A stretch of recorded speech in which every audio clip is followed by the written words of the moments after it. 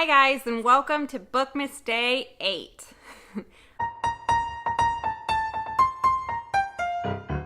I hope you guys are having a really great December and are excited for Christmas.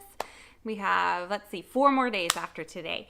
So I just wanted to jump on here, and hence the title, I was going to do the Newbie to Booktube Tag or New to Booktube Tag. I didn't do this. I started YouTube like a year ago, and I didn't really know where I was going to go with it. I just kind of started it, and I wanted to do stuff in the book world because that was the reason I started. I'd been watching YouTube for like years, but I never was like, oh, I would fit in there, and I fit in there. And then like one day near the end of last year, 2016, I was like, I Googled books, and I usually never do because I always just go to the library and read the backs of the covers and read them. But I came across Booktube, and I got so excited, and I was like, oh, I could do that when I'm home because I stay home.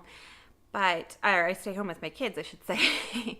So yeah, that's kind of how I got started, and that's why I'm here. And then this year I kind of did stuff all over the place, but my favorite area to do are books because in my personal life, that's what I get asked most about because people know that I read, I guess. So yeah, let's get started. Okay. I think I answered some of these, but the very first question, let's start number 1. The very first question is, where are you from? And I am from Houston, Texas. I moved here about 3 years ago, and it's been really fun. I live up north, but it's been really fun. It's completely different winters than I'm used to, but it's really nice. Beautiful winters, beautiful. And beautiful flowers. You get flowers all year round here, which is really cool. How old are you? Do I have to answer that? I'm 30, but don't tell anybody.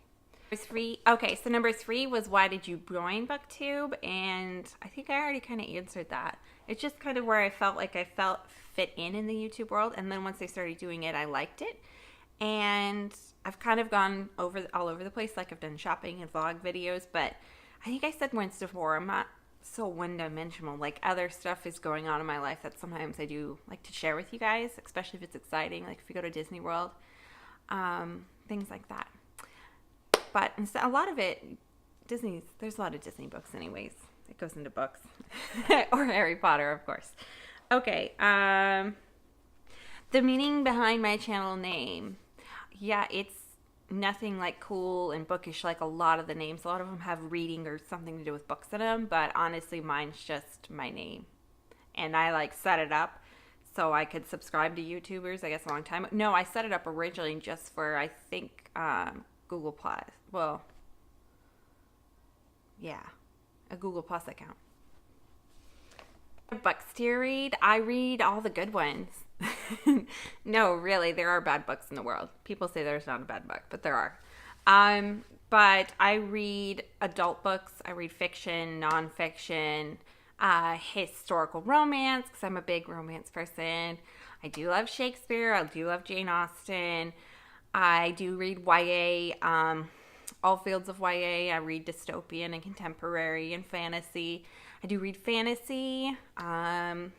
And I read everything. If it's a good book, I read children's books because I have children, and some of the children's books are some of the best books I read this year. So I kind of read all the way across the board. I'm not too picky, except for mystery and thriller. If it's an author I love, I read it. If they come out with that section, or if somebody wants me to read it, I'll read it, or somebody suggests it and says, hey, I think you should read this. I think you'll enjoy it. But contemporary, Gone Girl, it just doesn't do it that good for me, and I'll get to that later. But next is, who is your favorite author? And I'm not sure who created this tag because this is the worst question ever to ask an avid reader because it's so freaking hard to choose that. I'm not sure. I could tell you in different categories, in historical romance, I love Pam Jenoff. I can read her books quickly, so I love it. And yeah, I get a lot of information like I would from other authors in that category, which is what I love because I did study history. And then I love J.K. Rowling just because, not necessarily that was the best fantasy world book I've ever read. It's just, it was such a group thing. Everybody universally loves it. So it's you feel a part of a larger community. So thank you, J.K. Rowling, for that. And I love classics. Like I said, I love Jane Austen. I love Shakespeare. I don't know. That's way too complicated and hard of a question. Like, I love all authors that are good at writing and good at telling stories. Okay, so, which is a really lame comment, I know. Okay, so book 7, the last book I read, and then book 8, I'm guessing, is the book I'm reading. So the last book I read was The Ringer by Laura Oliver, and it was an audiobook. And I had listened earlier this year to Replica, I did listen to it. And I love authors who do characterization. The authors I just named are good at characterization. I can read really good stories and be like, wow, that was a really good book, and I can recommend it to people, but a year later, I will most likely not remember the story. If I read something that's kind of not a very good story, but has a good character, that is the book I will remember. Like, other books that have very strong characters, I will remember for years and years, or even a decade, because I did tell you how old I am. Those are the books I love, and those are the authors I love. The authors who can take a character who you do not care about at all, and it's not that enticing and interesting of background, and they make you want to know about them, and they make you want to love them or know about them or keep on reading. So I'm a big fan of characterization. And let's see. Oh, and I'm currently reading, I'm listening audiobook to the Alice Network, and then I'm reading The White Queen, which I don't know if I'll get that done by the end of the year, because I'm kind of reading 2 other books too. Yes, I don't know if I'll finish those 2, but those are the 2 main ones I am trying to finish before the end of the year.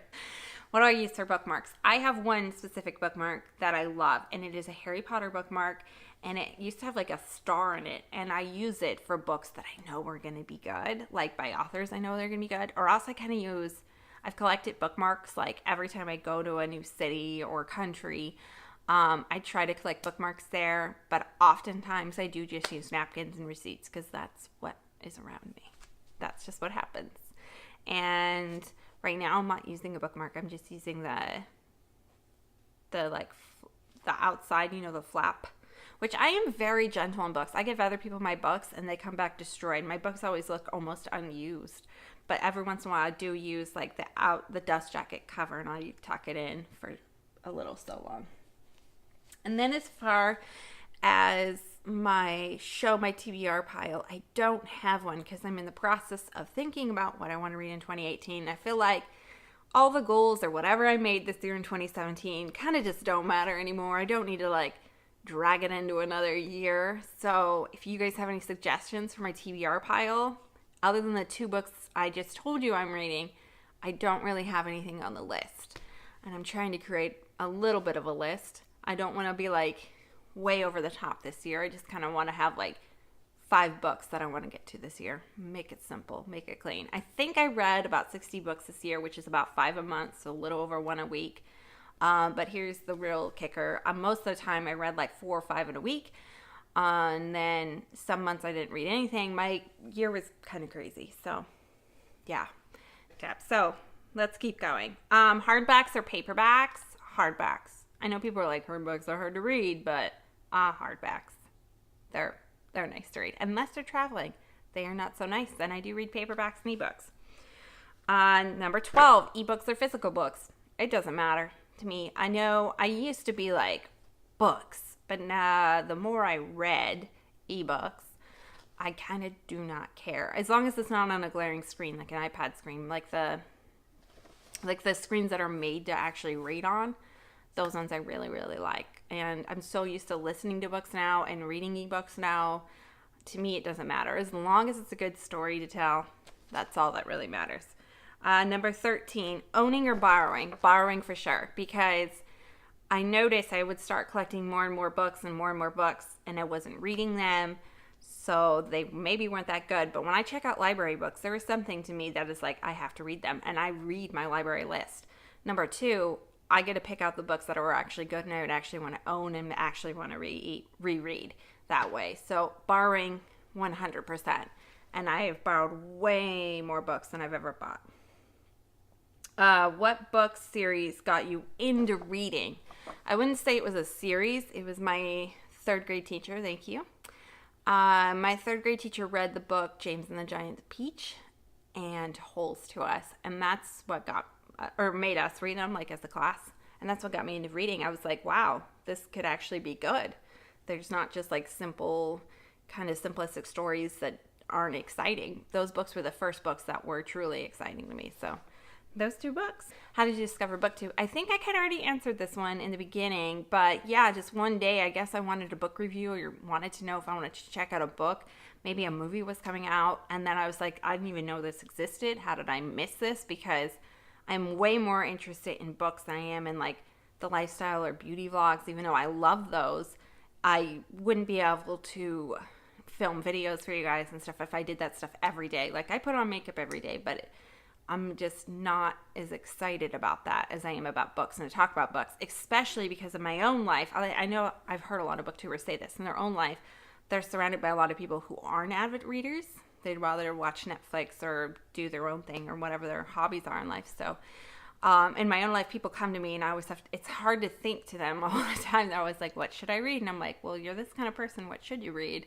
Because I've noticed that I read a lot different books than a lot of people would read. So yeah, just I guess to connect and talk about books with people who actually like to read books. Because not everybody does, and that's fine. What challenges do you face on your channel? I don't think anything really, just having the time. I have kids, having the time where they can actually be quiet and doing homework or something that I can sit down and film. And I don't think you have challenges because books are always changing. There's always new ones. There's always ones coming out. There's always books that I haven't discovered yet or haven't read yet. There's a ton of classics. I mean, you can never read all of the books in the world. If you've seen the Harvard Library, there's way too many. So, I mean, you can't really ever run out of ideas with books, I guess.